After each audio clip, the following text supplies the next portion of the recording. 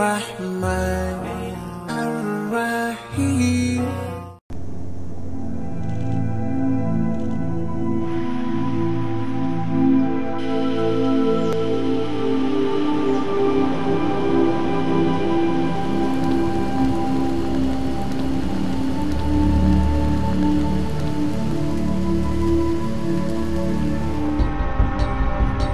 Indonesia terletak di lintasan garis khatulistiwa yang membentang dari Sumatera, Kalimantan hingga Papua. Keindahan alam Indonesia yang terdiri dari pesisir pantai, gugusan pulau-pulau, barisan pegunungan, dan hijaunya hutan belantara menjadikan Indonesia disebut sebagai Jamrut Khatulistiwa.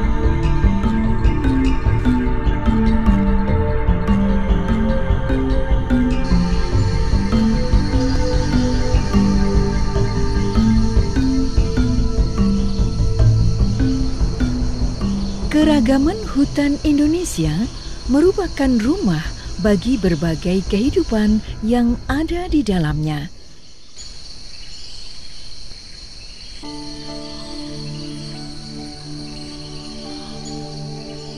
Keanekaragaman hayati yang ada merupakan terbesar kedua di dunia setelah Brazil.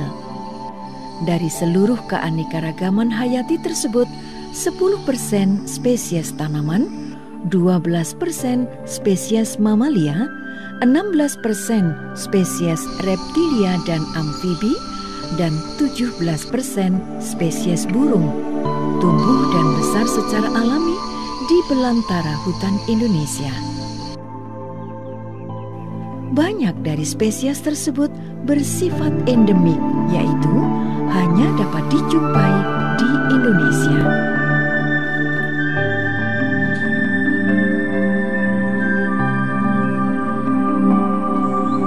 Assalamualaikum warahmatullahi wabarakatuh, anak-anak salehatu sekalian, gimana kabarnya? Semoga kita selalu dalam keadaan sehat walafiat ya nak ya. Ya, hari ini Ustazah Dian akan melanjutkan penjelasan dari Ustazah Irma yang sebelumnya sudah menjelaskan tentang Bryophyta dan Pteridophyta. Dalam kingdom Plantae ini memiliki 3 divisi. Kalau sudah belajar Bryophyta dan Pteridophyta, yang ketiga adalah Spermatophyta. Nah, Spermatophyta ini apa? Spermatophyta ini diambil dari bahasa Yunani yang artinya tumbuhan berbiji. Sperm dari arti kata sperm yaitu berbiji, phyta adalah tanaman. Sehingga jika disambungkan, Spermatophyta ini adalah tumbuhan berbiji. Gitu ya. Nah, Spermatophyta itu memiliki beberapa ciri-ciri. Yang pertama adalah memiliki organ vegetatif, yaitu akar, batang, dan daun sejati. Nah, beda dengan lumut ya. Nah, bagaimana dengan pembuluh angkutnya? Karena Spermatophyta ini termasuk dalam Cormophyta atau tanaman yang berkormus sejati, maka dia memiliki pembuluh angkut, yaitu xilem dan phloem. Xilem ini memiliki fungsi, yaitu memiliki bisa untuk mengangkut air dan mineral. Kalau phloem dia memiliki fungsi untuk menyalurkan atau mendistribusikan hasil fotosintesis. Nah, bagaimana dengan alat reproduksinya? Ya, alat reproduksi dari Gymnosperme ini berupa biji, ya, yaitu memiliki bagian embrio dan cadangan makanan yang disebut dengan kotiledon. Nah, bagaimana dengan generasi sporofit dan gametofit dari Spermatophyta? Beda dengan Pteridophyta maupun Bryophyta. Kalau Spermatophyta ini kebanyakan Spermatophyta ini adalah tanaman yang semak, redup maupun pohon. Nah, bagian dari sporofit Spermatophyta adalah pohon itu sendiri. Nah, bagaimana dengan fase gametofitnya? Nah, gametofitnya dari tumbuhan berbiji ini adalah bunga atau bijinya. Itu ya. Nah, kelompok Angiospermae ini juga dikenal sebagai Magnoliophyta. Ya, nama lain dari Angiospermae adalah Magnoliophyta. Persebarannya, ya, persebaran dari tumbuhan berbiji ini lebih besar Angiospermae daripada Gymnospermae. Nah, Gymnospermae dan Angiospermae itu apa? Kalian pasti sudah tahu ya artinya apa? Ya, betul. Kalau Gymnospermae artinya adalah tumbuhan berbiji terbuka. Kalau Angiospermae adalah tumbuhan yang berbiji tertutup. Artinya apa? Artinya kalau Gymnospermae adalah tanaman yang memiliki biji terbuka adalah bijinya tidak dilindungi oleh sesuatu. Sesuatunya itu apa? Ya, sesuatunya seperti bunga. Ya, beda dengan Angiospermae. Angiospermae adalah biji tertutup sehingga bijinya dilindungi oleh bunga. Seperti itu ya, Nak. Nah, sekarang kita lanjut ke Gymnospermae. Nah, apakah itu Gymnospermae? Nah, ciri-ciri dari Gymnospermae yang pertama adalah bakal bijinya menempel pada sporofil, yaitu sporofil adalah daun yang masih muda.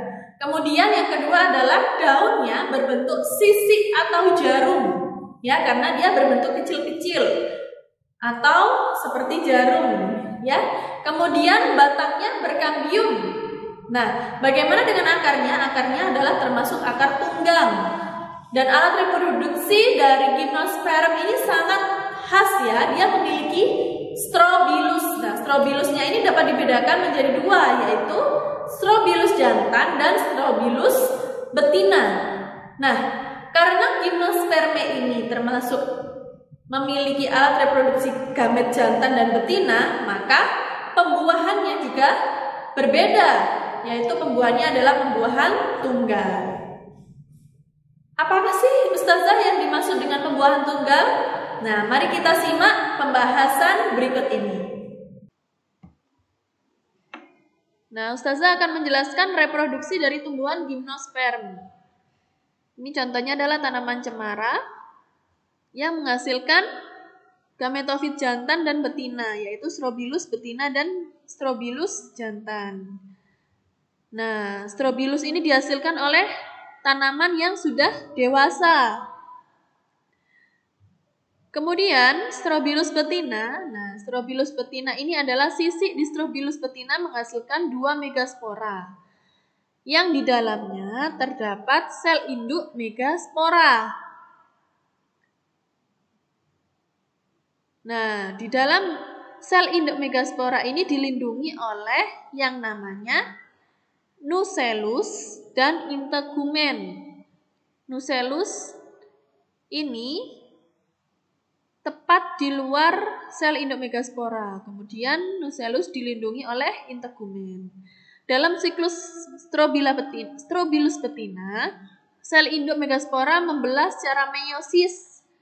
Nah, kalau tadi 2N menjadi 4 sel megaspora. Namun 3 selnya ini akan mengalami lisis dan 1 bertahan. Yang 1 bertahan ini yang akan bertemu dengan Strobilus jantan. Nah, Strobilus jantan sendiri memiliki ratusan mikrosporangium yang di dalamnya ada sel induk mikrospora yang diploid atau 2N. Kemudian membelah secara meiosis dan menghasilkan mikrospora. Mikrospora inilah yang berkembang menjadi serbuk sari yang akan terbawa angin atau air, hinggap di pangkal biji atau lubang mikrofil yang akan diterima oleh gametofit betina atau Strobilus betina. Nah, sel megaspora ini mengalami pembelahan mitosis dan menghasilkan archegonium. Dan serbuk sari menempel, kemudian akan berkecambah dan menjadi embrio. Embrio inilah yang akan berkembang menjadi sporofit baru atau bisa disebut dengan tunas. Ya.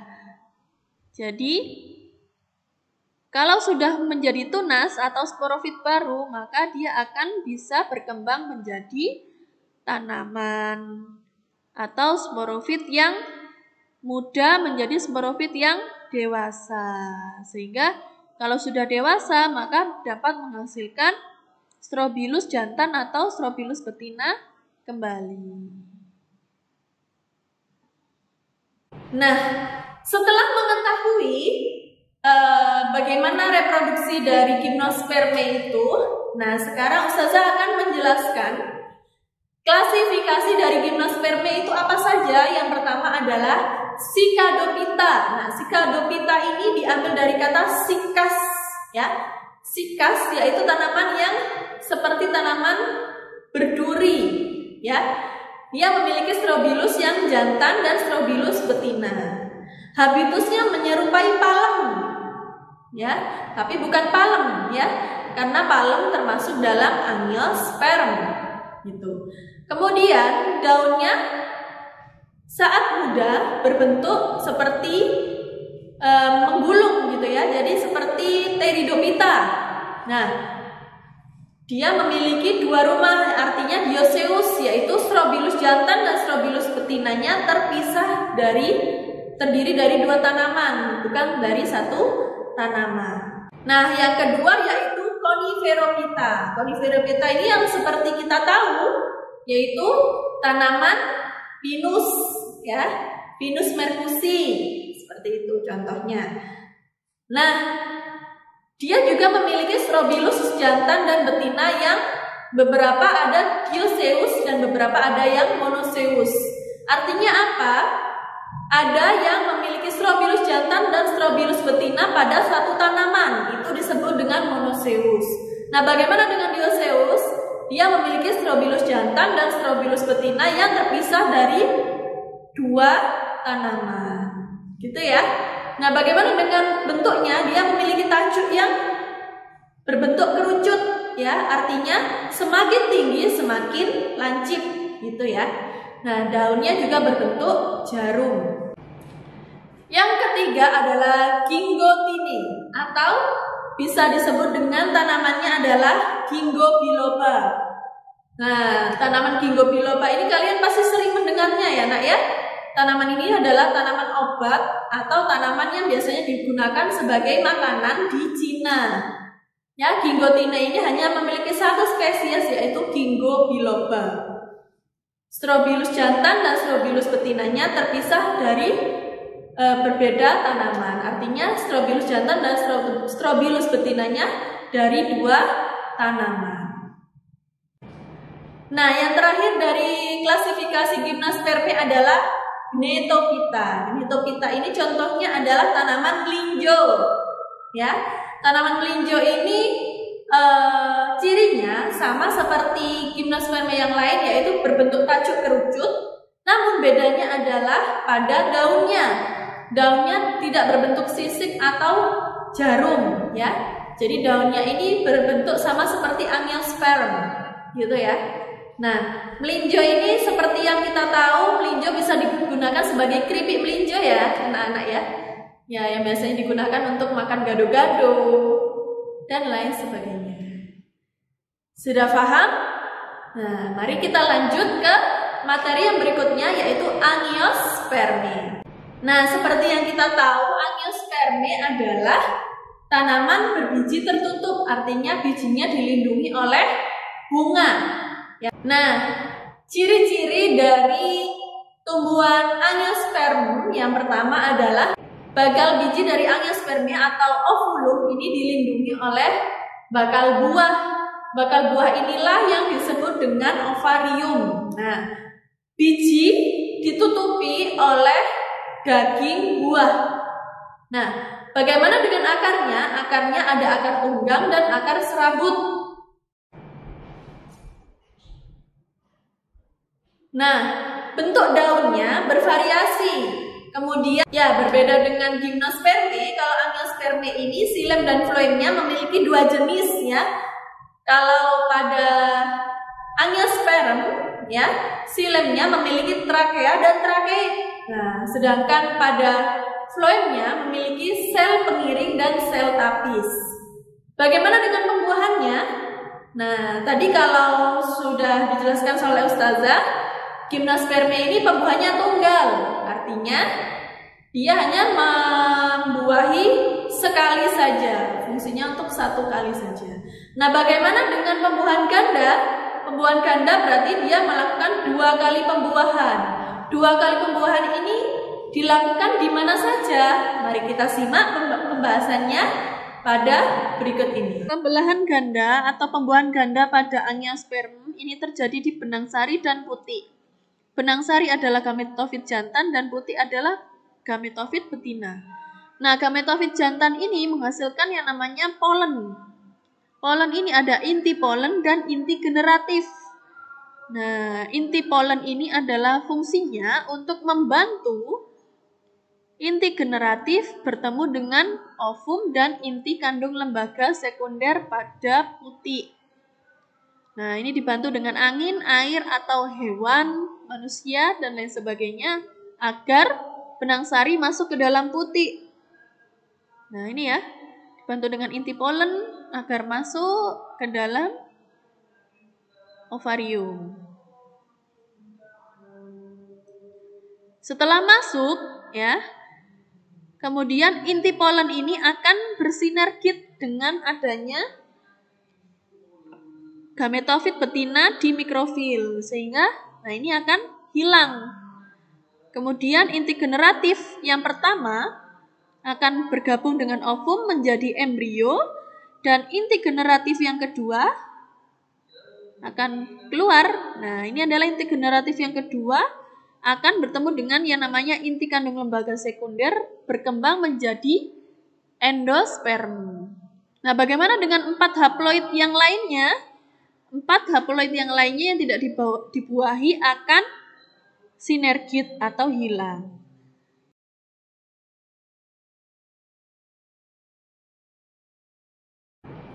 Nah, ketika tadi sudah dijelaskan oleh Ustazah tentang bagaimana pembuahan ganda dari angiosperm, nah sekarang kita akan membahas klasifikasi dari tanaman angiosperma itu apa saja ya. Angiosperma ini terbagi menjadi 2 klasis, yaitu monocotyledon dan dicotyledon, atau bisa disebut dengan Liliopsida dengan Magnoliopsida. Ya, perbedaannya bisa kalian simak di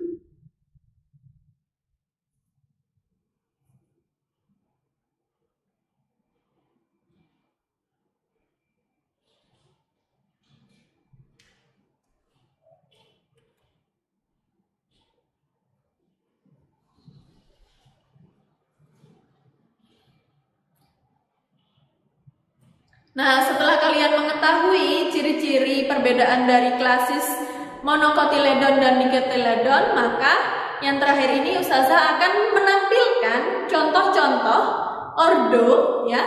Karena klasis, di bawah klasis itu ada ordo, maka ordo dari monokotil itu adalah yang pertama adalah ordo Orchidaceae. Kemudian yang kedua adalah Liliaceae. Ya, ini adalah tanaman lili ya, yang kalian sering menemui tanaman lili ya, itu termasuk dalam tanaman monokotil. Paling gampangnya adalah dilihat dari ketika kalian menjumpai liliaceae ini, paling gampang sekali membedakan antara monokotil dan dikotil adalah jumlah mahkota bunganya yang tadi sudah Ustazah jelaskan gitu ya. Kemudian yang ketiga ada Pandanaceae. Nah, Pandanaceae ini adalah tanaman pandan ya, yang biasanya digunakan untuk pewangi atau penyedap makanan. Kemudian yang keempat ada Cactaceae, dan yang kelima ada Amaryllidaceae atau biasanya disebut dengan kembang coklat. Kemudian ada Bromeliaceae ya, atau nanas. Kemudian ada Poaceae atau Gramineae. Nah, ini disebut dengan tanaman rumput-rumputan. Biasanya ada padi dan rumput-rumputan di sekitar kita. Dan yang terakhir ada Zingiberaceae atau biasanya disebut dengan rimpang-rimpangan ya.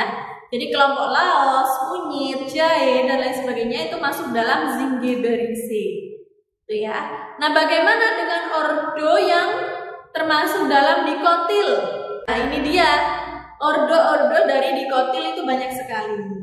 Ada Euphorbiaceae, Moraceae, ada Caesalpiniaceae, kemudian kemudian Papilioniaceae. Nah, ada Mimosae, Mimosaceae, kemudian Malvaceae, Bombaceae, kemudian Rutaceae, kemudian Solanaceae, nah dan lain sebagainya. Ini termasuk ordo dari tanaman monocotyledon.